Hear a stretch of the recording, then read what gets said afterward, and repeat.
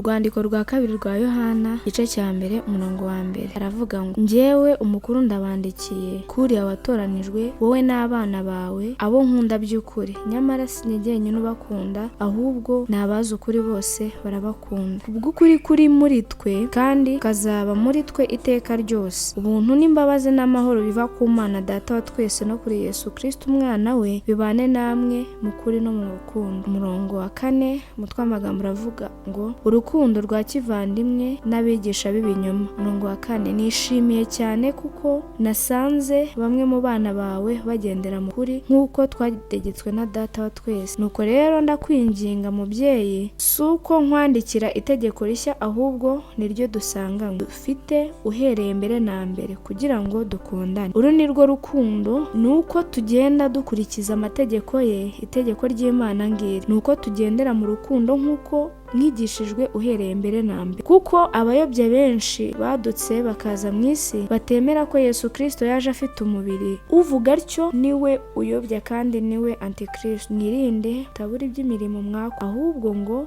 muzahabwe ingororano itagabanije. Umuntu wese urengaho ntagume mu byo Kristo yigishije ntafite Imana. Naho uguma mu byo yigishije niwe ufite Data wa twese n'umwana we. Nihagira uza iwanyu atazanye iyo nyigisho, ntimuzamucumbikire kandi ntimuzamuramutse muti ni amahoro, kuko uzamuramutsa atyo azaba afatanije nawe mu mirimo ye mibi. Nubwo mfite byinshi byo kubandikira, sinshatse kubyandikisha wino ku rupapuro, ahubwo niringiye kuzaza iwanyu ngo tuvugane duhanganye, umunezero wacu ube mwinshi. Abana b'intore mwene so baragutashya.